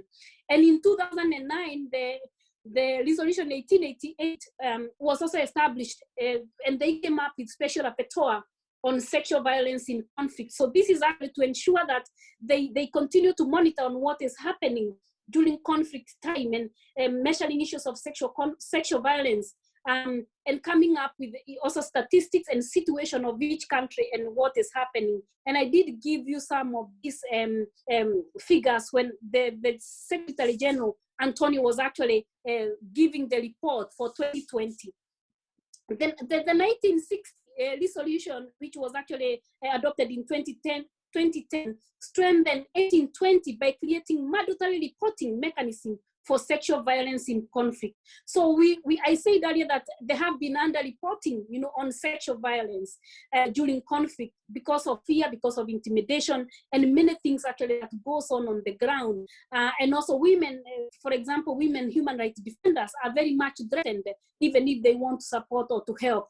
And so all these resolutions have come up to help. What I actually want to say, and even before I come to that last one, of pressing for an end to impunity for conflict-related sexual violence, that the perpetrators, most of them get away with the crime that they have committed. And what the WPS through these resolutions actually emphasize on is to ensure that all perpetrators are brought before the law and that women access justice.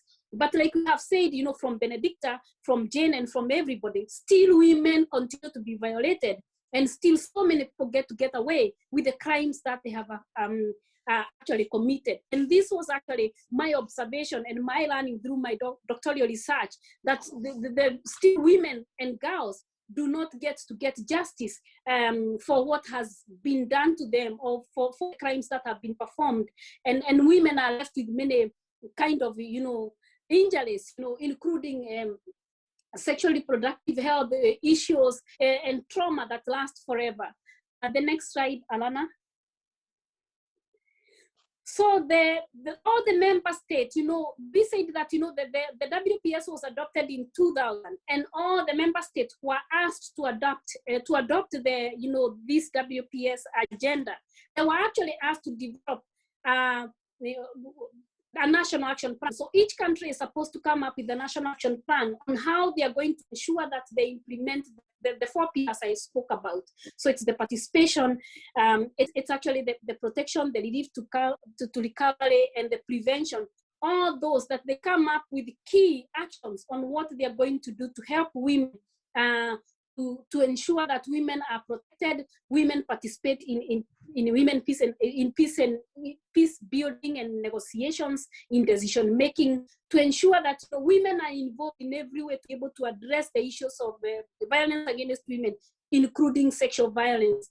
But still, by August 2020, we only had 86 countries out of 190 countries developing this plan. So it's actually 45% of all UN member states who have only adopted the National Action Plan. So I know in Kenya we have a National Action Plan. I think in Nigeria they also have one. And these countries where they have this National Action Plan, it's also want to say that most of them, they don't have budgets to be able to implement them. And most of them are just there, but it also don't even involve women and groups when they are developing them. Participation and protection pillar for victim survivors are central to WPS. And this was actually my huge learning from my research, that women cannot participate, for example, in decision making or in peace building if they are not protected, because we have a lot of intimidation, for example, with women, human rights defenders, also women who come up to protect other women. They are targeted by the perpetrators, they are intimidated. Some of them are even threatened to be killed. So it's very, very difficult. So women need to be protected to be able to participate. So both of them goes hand in hand. And also we really need to address the male hegemony, gender inequality, power dynamics and imbalances. Because these are the root causes of the violence and also root of the inequality that we are talking about. So if we do not, in particular, address gender inequality, we are not going to address of sexual violence, domestic violence, or any violence that we are talking about, because it all goes to the imbalance of power and how women are looked upon in a society. And just to finish in my final, yes, slide, time is up, Salome. Time is up, Salome. So you need to...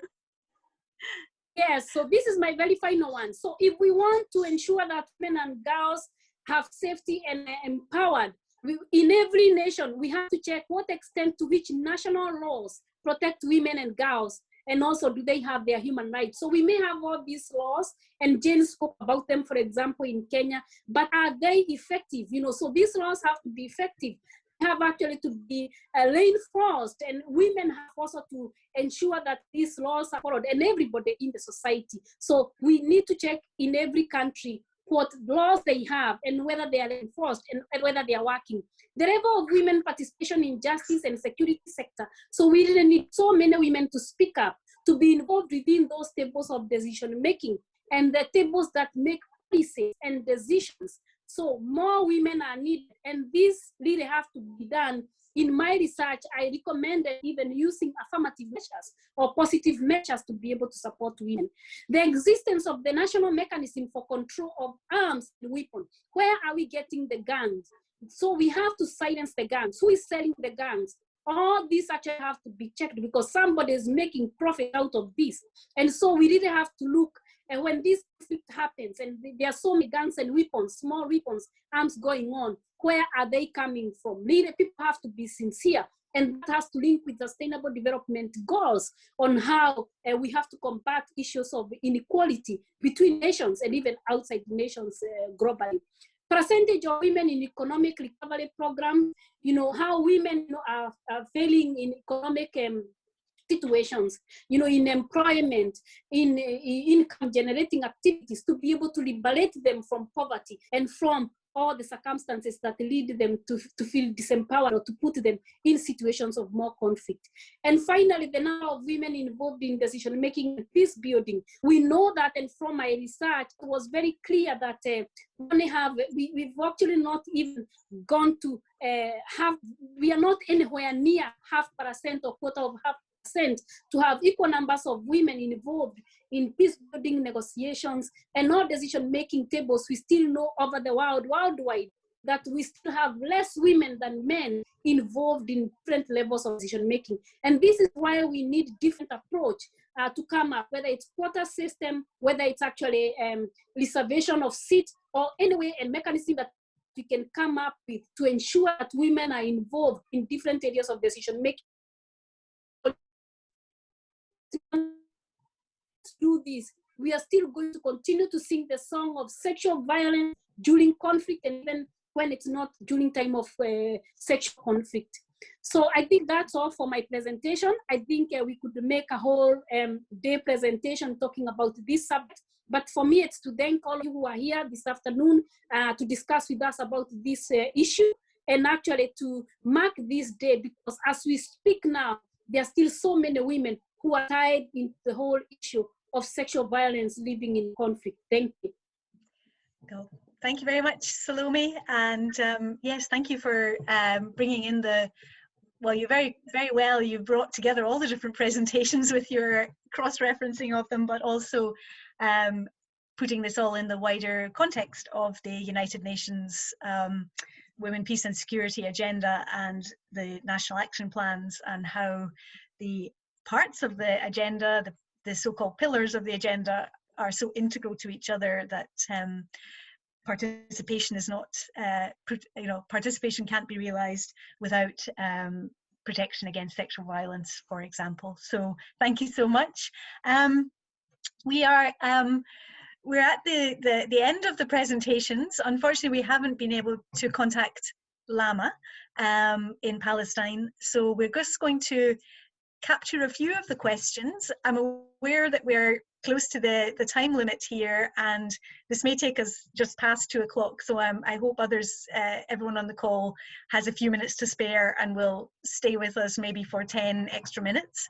And I think before I do that, I noticed we had a comment came in from Lena Madawala in Sri Lanka, and it's great to have you with us, Thelina. And you have said that you're working on women, peace and security issues, and on CEDAW and conflict-related sexual violence. And you have said something that I think everybody here would want to say. You say, I have no words to say how much I respect all of you who presented today, because most of us have only seen these situations on television, but you are the women with the lived experiences, and you are contributing to feminist theories on how conflict-related sexual violence is not separate incident, but relates to the wider continuum of gendered violence in society more broadly. So, Helena, I think I'm reading out your comment because I think all of us on the seminar would share your respect for our amazing speakers and the important points that they are drawing from the ground, as the title of of today's seminar, from lived experience, and what we can learn from that. So thank you very much for sending in that comment. Now we're getting a lot of comments and questions. I captured at the start, I have been trying to keep track of some of the questions, and I might just try and summarize them and then ask each of the speakers to say at most 2 minutes in response to the questions. Apologies. But I think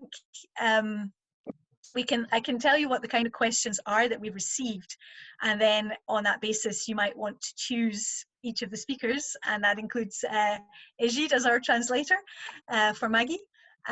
You will maybe want to decide which question you'd like to answer. You can't obviously answer them all, and I'd give you each 2 minutes to do that. So obviously there are questions about implementation. So we've heard a lot about the international frameworks, like the United Nations ones and CEDAW. We've also heard about the laws in the countries we've been talking about. But there's obviously a question that has repeated itself in the comments about the gaps that can exist between what's on the laws and what actually happens in reality in terms of how do these laws get implemented, or why are they not implemented, and what can be done to make them come alive. So if any of you want to take up that question, that would be great. There's also been a couple of questions or comments that relate around culture and particular cultural contexts in which sexual violence is happening. And maybe this relates to Lena's wider point about continuums of gendered violence that are specific to particular contexts. They happen all over the world, but there are specific contexts and cultures, and how can those be brought to light? Somebody in the comments mentioned that they're quite secretive, some of these cultural norms around gendered violence. How can these be brought to light and tackled in the particular contexts? There was also a question about what can other countries, somebody noted in the comments the importance of advocacy work, but a question came up about what can people in other countries do to help in relation to the issues we've seen in particular countries today. And I'm just going to see a couple of other questions that came in just late there at the end. What security measures can be implemented at schools to avoid the attacks that are happening, as in Boko Haram?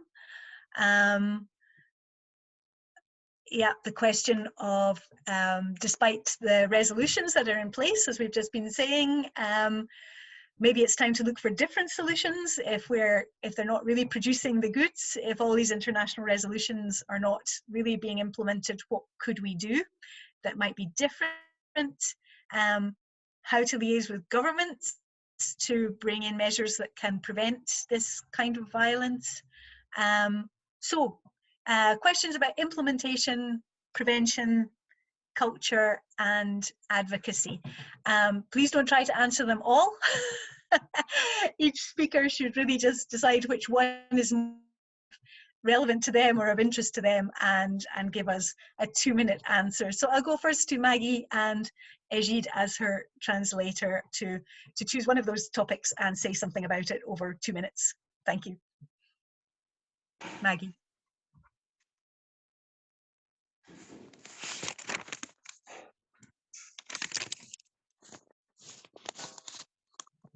Ejid, are you able to, perhaps Maggie does Maggie need a few minutes for you to translate the questions?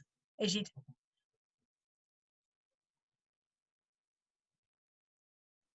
Oh, I think we've lost Ejid. Maybe while Maggie and Ejid are... Maggie, Maman Maggie, est-ce que tu entends? Are you okay? Est-ce que tu es muté là?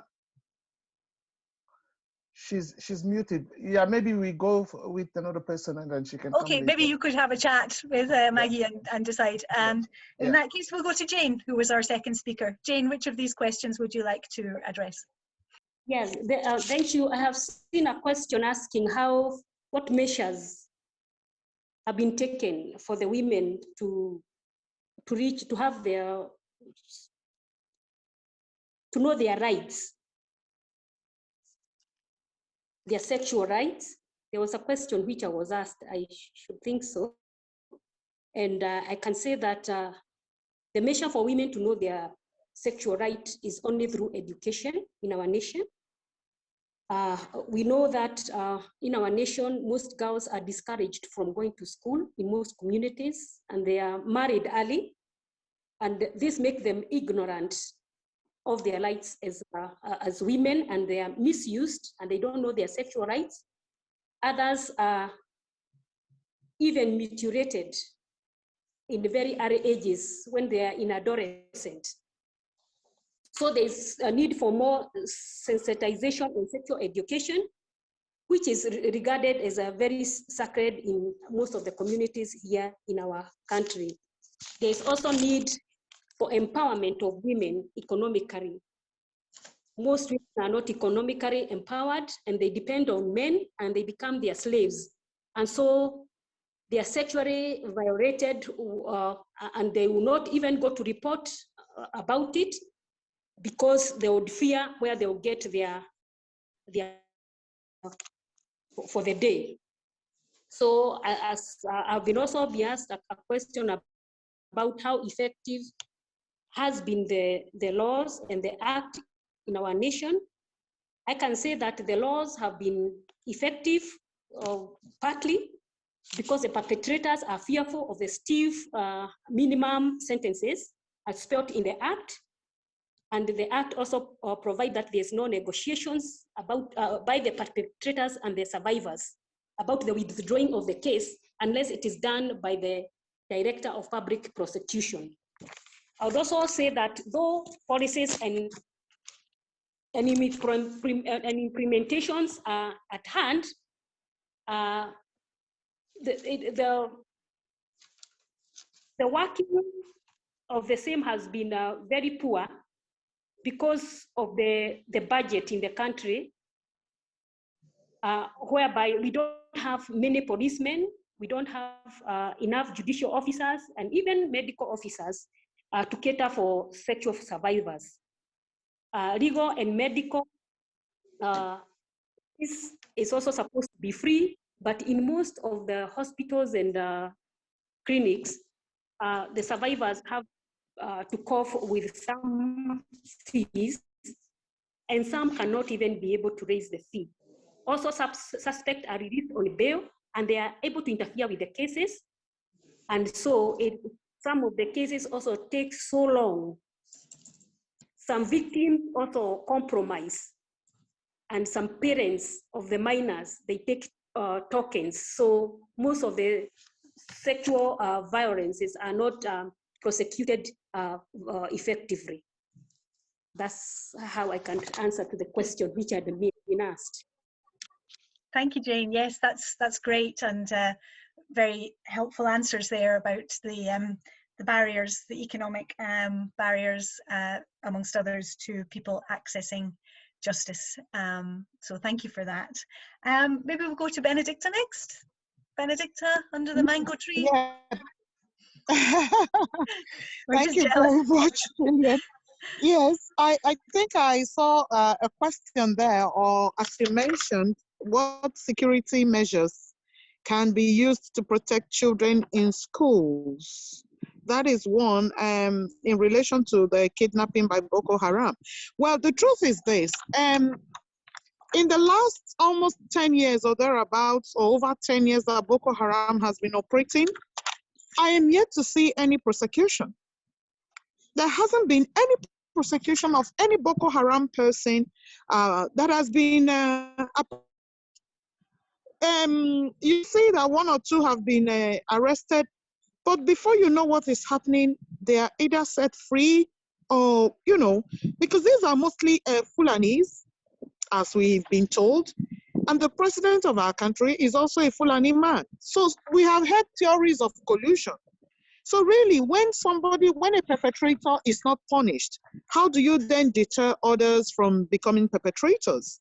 They earn big money. They've been asking government for big money to stop their kidnapping antics, running into billions and billions of naira. So really, you see that even the kidnappers are more equipped than government security personnel.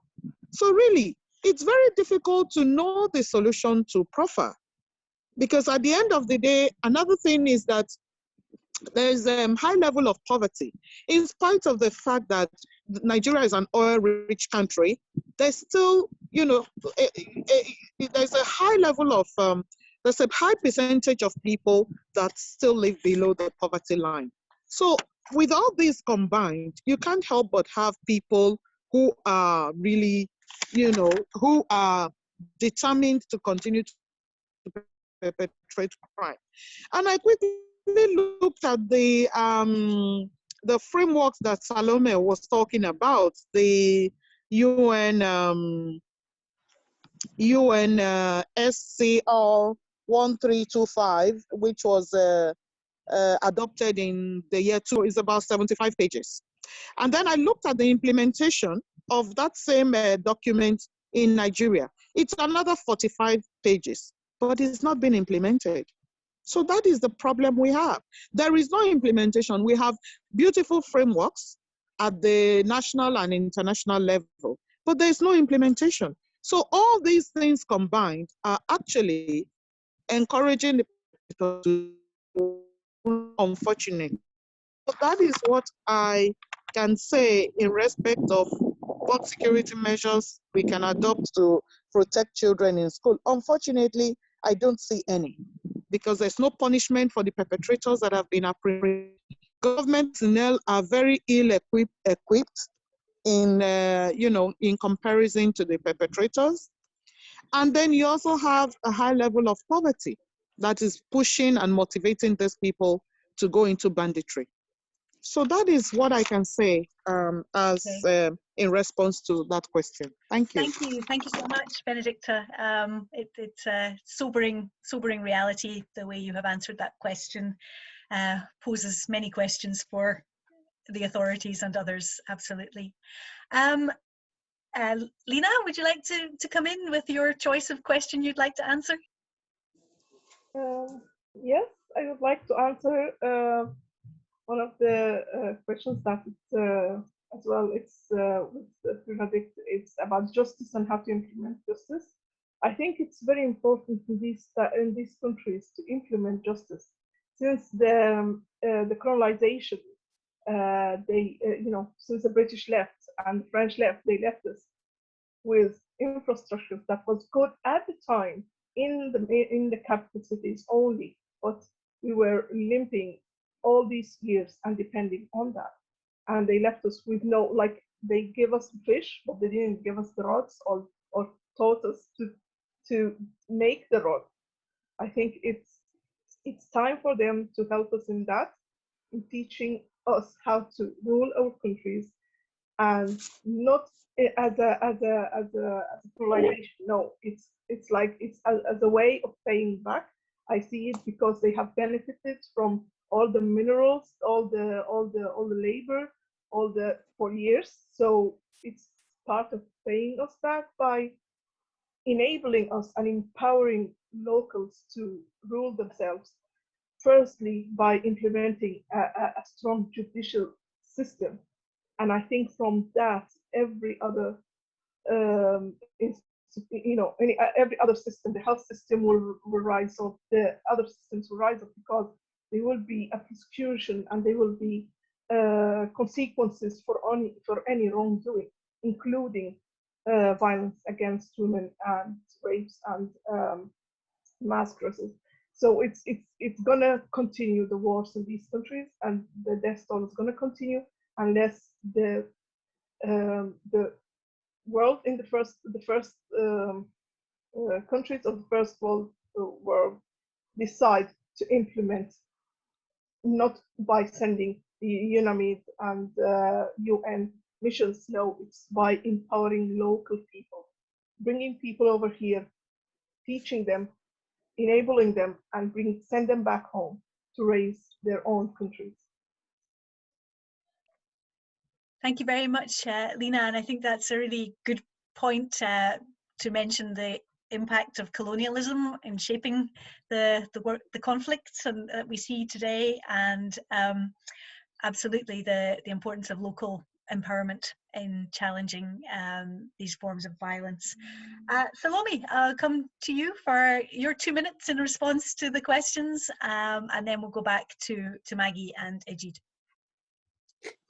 Thank you so much, Gillian, because I think in everything needed, the political will and commitment is needed at a national level. So we have the national instrument, we have CEDAW, we have the WAPS, the Women, Peace and Security, and then, we also have national kind of laws and policies that we have to protect women, and they were trying to very well, Jane. However, there's no commitment at that national level to be able to implement them. And Benedicta have actually mentioned of for example, Boko Haram, bring them before justice.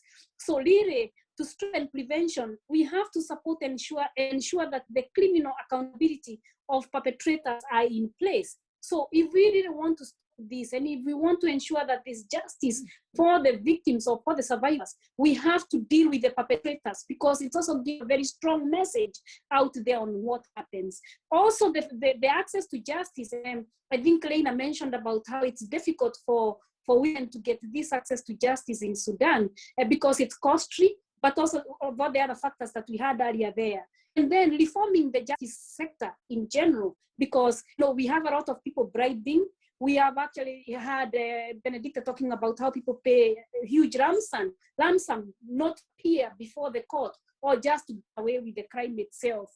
So I think that the General Secretary, the UN General Secretary, also called all the states to ensure that amnesty and immunities do not apply to perpetrators of any form of conflict. And this is the only way that things can, be helped. But we also need to resource women organizations so that they can be able to highlight these issues. Because even women organizations on the ground are not resourced, we will not be able to know what is happening on the ground, because these people are very easy to get away with everything. And also the women will not be able to report. So we really need to be able to support the women, to strengthen them by building their capacity, women organizations, and then supporting the victims on the ground. But then very finally, before my 2 minutes, I think it's very that all the government, the states of the world, implement the National Action Plan on Women, Peace and Security, and then they finance that plan for implementation. We know, most of them have these plans, but they have no finances, or they don't have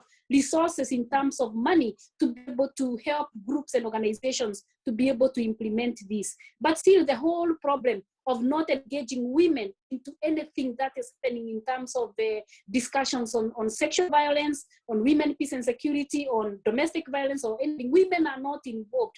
They are the last one actually to be brought into this discussion. So it's very, very important that we ensure that women are involved. There was a question about CEDAW and WPS, and I Salome, think both of them actually go very well. Salome, I'll have to stop you there. So I know WPS and CEDAW. Salome, I'll have to stop you, I'm afraid. I just wanted to finish on that. No, I think I'll have to stop because I need to move on to, sorry Salome, I need to move on to hear a last answer to the questions from Maggie. Apologies for breaking across you there. Maggie and Ejid, Maman Maggie, tu avais compris la question? Oui, j'ai compris la question. À quoi est-ce que la loi? Oui, si tu peux répondre rapidement. Réponds rapidement, comme ça je vais traduire. Oui, merci beaucoup pour la préoccupation, mais là, je ne saurais pas beaucoup commenter étant donné que ça regarde le gouvernement, mais au moins, on a mis en place l'état de siège dont le gouvernement provincial est chapeauté par les militaires.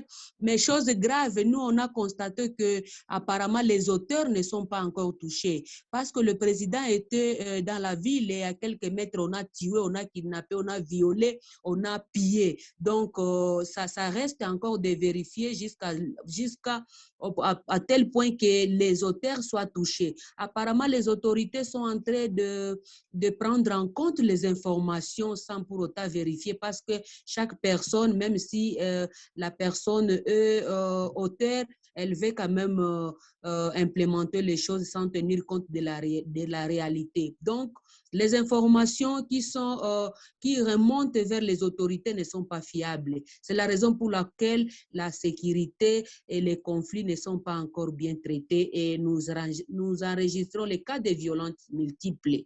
Même là où je vais rentrer dans 48 heures, c'est Dieu qui va m'aider pour que je ne puisse pas être attrapée en cours de route. Parce que j'ai suspendu la formation dans un axe suite aux violences multiples qui se font là-bas.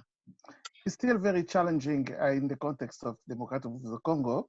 The law is there, but to implement the law remains a challenge.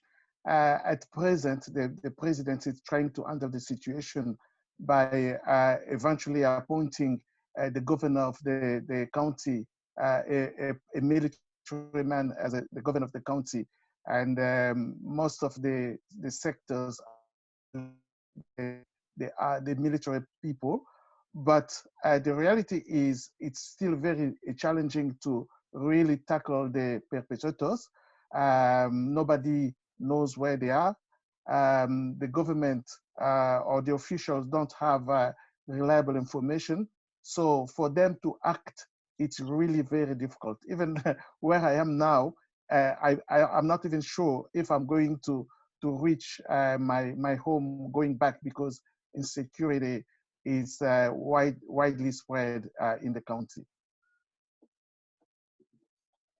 Thank you very much, Maggie, for that important, sobering point at the end there, that this is a very real problem and situation that you find yourself in right now. And I think we gain ideas and hope from the discussions today, from hearing all your voices and bringing these issues to light, and looking at the difficulties and dilemmas that are posed by trying to bring international and national legal frameworks into life, and interesting comments coming in as well at the end there about the importance of building up local capacity, sometimes using the international frameworks, but localizing them for real change. So good ideas for bringing about change as well.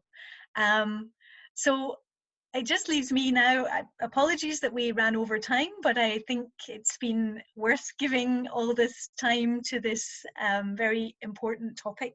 I think we've learned so much from all of our speakers, and it's been an amazing, informative, empowering and interesting session. And I think more work to be done by AkiDwA and Wezesha and all of us who are engaged with the work to, as someone has just said, keeping up this work in the chat. So thank you all for your time, and we will continue to think about these issues together, hopefully in other ways. And thank you to all the amazing speakers, and to Alana, who's the intern at AkiDwA, for all her work in the background, Salome and Najid for their leadership in these two organizations, and to all our amazing speakers. And thank you to everyone who has contributed so much to the conversation by adding your thoughts and questions in the chat.